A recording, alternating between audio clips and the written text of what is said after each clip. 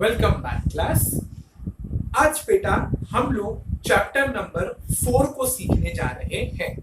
तो आप में से जो बच्चे सिंसियरली वीडियोस को फॉलो करते हैं वो ये सोचेंगे कि सर ने chapter number 1 motions and types of motion सिखाया, फिर chapter number 2 force and types of forces सिखाया, थर्ड चैप्टर तो सिखाया ही नहीं और डायरेक्टली सर बोल रहे हैं फोर्थ चैप्टर। बिकॉज आपका जो थर्ड चैप्टर है ना बेटा वो आपकी टेक्स्ट बुक में है chapter number 14 light and the formation of shadow.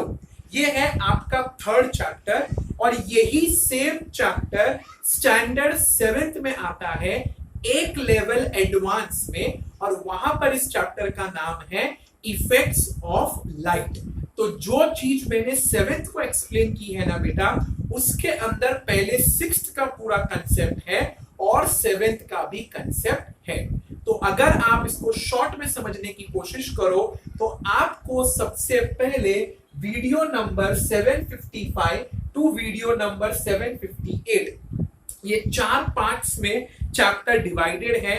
आपको वो चारों पार्ट्स सुनना है तो आपका light and formation of shadow का एक्सप्लेनेशन पूरा हो जाएगा। तो वो हो गया आपका थर्ड चैप्टर और इस वीडियो में हम शुरू कर रहे हैं चैप्टर नंबर 13। आपके टेक्स्ट बुक के इंडेक्स में है और साइंस की नोटबुक में ये होगा chapter number 4 that is sound. Is this thing clear? तो प्लीज आप मुझको ये मत पूछना कि सर वो 7th का चैप्टर है, that is this video is for 7th, but उसमें जो कंसेप्ट एक्सप्लेन किए गए हैं बेटा वो पहले 6th स्टैंडर्ड को पूरा क्लीन एंड क्लियर किया गया, दैट इज पूरा 6th स्टैंडर्ड का light and formation of shadow को कंप्लीट करके फिर 7th में एंट्री की गई है। तो अगर आप इन चारों वीडियोस को देख लोगे ना, माई गारंटी आपको light and formation of shadow पूरा चैप्टर समझ में आ जाएगा।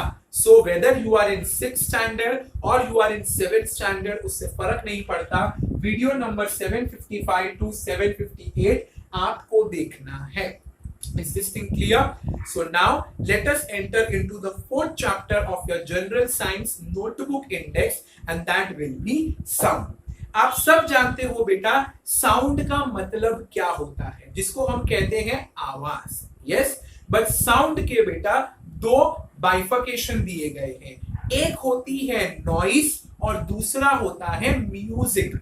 वो आवाज जो हमारे कानों में चुभे, जिसको सुनने पर आप और हम इरिटेट हो जाए, गुस्सा आए, आपको अंदर से बेचैनी होने लगे, एंजाइटी जिसे कहते हैं वो होने लगे, आप रेस्टलेस हो रहे हो, आपको समझ नहीं आ रहा है मेरे साथ क्या हो रहा है, ऐसे को कहते हैं नॉइज। और उसी से उल्टा अगर कोई म्यूजिक बजाता है, नॉट द टुडेस का ढिंचक ढिंचक म्यूजिक बेटा, आप अगर कोई स्लो एंड एकदम धीरे बीट वाला कोई अच्छा गाना सुनो, जैसे कि 40 इयर्स पहले जब आपके पापा मम्मी गाना सुनते थे, या आप अपने पापा मम्मी को बोलो कि पापा आप अपने बचपन में कौन से गाने सुनते थे, आप उन गानों को सुनो। डाउन द पीरियड आप थोड़ा सा पीछे चले जाओ, चलो 30 इयर्स पीछे चले जाओ, तो 30 इयर्स पहले जो गाने बनते थे ना बेटा उनमें वर्डिंग इतनी ब्यूटीफुल, जिसको हम लिरिक्स कहते हैं, वो लिरिक्स इतने ब्यूटीफुल होते थे कि कम म्यूजिक में भी वो गाना पूरे वर्ल्ड में ट्रेंड करता था, ट्रेंड।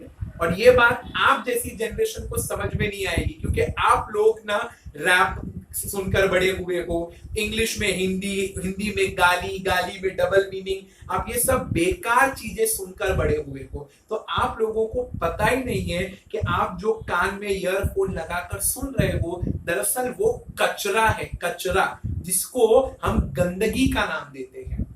गाने वो थे बेटा जो एक्चुअली बनते थे down the line 30 years 20 years पहले।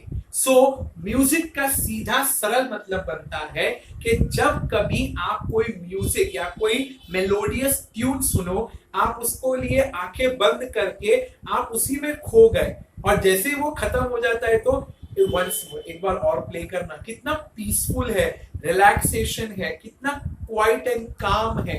तो ऐसे को कहा गया है म्यूजिक। तो साउंड को हम दो बाइफर्केशन देंगे। पहला ग्रुप होगा नॉइस, जिसमें ट्रैफिक जैम, जब आप ट्रैफिक जैम में होते हो और चारों तरफ हॉर्न बज रहे होते हैं, आप उसको ये नहीं बोलोगे वाह क्या म्यूजिक बज रहा है। अगर आपकी बिल्डिंग में झगड़ा हो रहा है, एक जगह कुकर की सीटी बज रही है, दूसरी जगह बच्चे रो रहे हैं, चौथी जगह डॉग्स बार्क कर रहे हैं, तो इन सबको सम अप करके आप ये नहीं बोलोगे क्या ऑर्केस्ट्रा बज रहा है, बॉस एकदम फर्स्ट वन क्लास नंबर 1 है, कभी नहीं। आप कान बंद कर लोगे और सोचोगे यार ये कब बंद होगा। आई होप मेरे वीडियो के लिए आप ऐसा नहीं सोचते हो कि ये कब बंद होगा।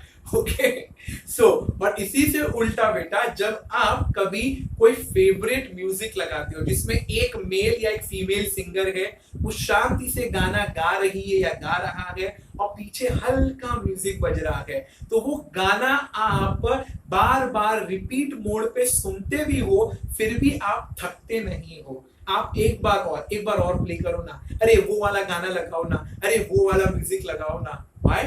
बिकॉज उससे आपकी बॉडी को रिलैक्सेशन मिलता है। तो this is the difference between noise and music. अब हम चलते हैं बेटा कि इंसान कैसे बात करते हैं। तो आपको पता होना चाहिए हमारा ये है थोरिया कैविटी, ठीक, ये है थ्रोट, गला, और इसका जो ये पूरा हिस्सा है ना, इसको कहते हैं थोरिया कैविटी। इस थोरिया कैविटी में बरोबर यहां पर एक छोटा सा वॉइस बॉक्स है, जिसको आम भाषा में हिंदी में स्वर पेटी कहते हैं और इंग्लिश में कहते हैं उसे लार्नेक्स। साइंटिफिक टर्म अगर आप देखो ना तो वो है लार्नेक्स। हाँ, अगर किसी को नहीं समझ में आता है सर ये लार्नेक्स कौन है, तो उसके लिए प्यार से बोलने का वॉइस बॉक्स है, स्वर पेटी। जब ये ऊपर नीचे कॉर्ड होते हैं ना बेटा, तब जाकर मुंह से आवाज निकलती है। अब अगर मैं सिर्फ मूवमेंट ऑफ द लिप्स करूंगा ना, आपको कुछ सुनाई नहीं देगा। फॉर अ सेकेंड आप ध्यान से देखना,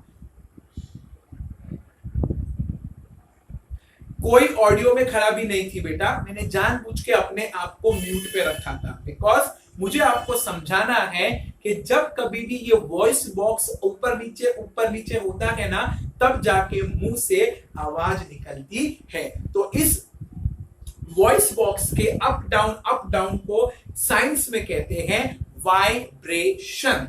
और इसीलिए इस चैप्टर में एक लाइन बार बार रिपीट होगी, that is vibration is necessary for the production of sound. अगर आपको कोई साउंड लाना है या कोई साउंड को प्रोड्यूस करना है, बनाना है, तो आपको उसके लिए वाइब्रेशन लाना पड़ेगा। फॉर एन एग्जाम्पल, अगर मुझे क्लैप करना है, मैं क्लैप कर रहा हूं नहीं, बिकॉज मेरा ये हाथ, मेरा ये पाम मेरे लेफ्ट पाम को टच करेगा तो इसमें वाइब्रेशन होती है और वो वाइब्रेशन क्लैपिंग साउंड को लाती है। सो कहने का मतलब जब तक वाइब्रेशन नहीं होगा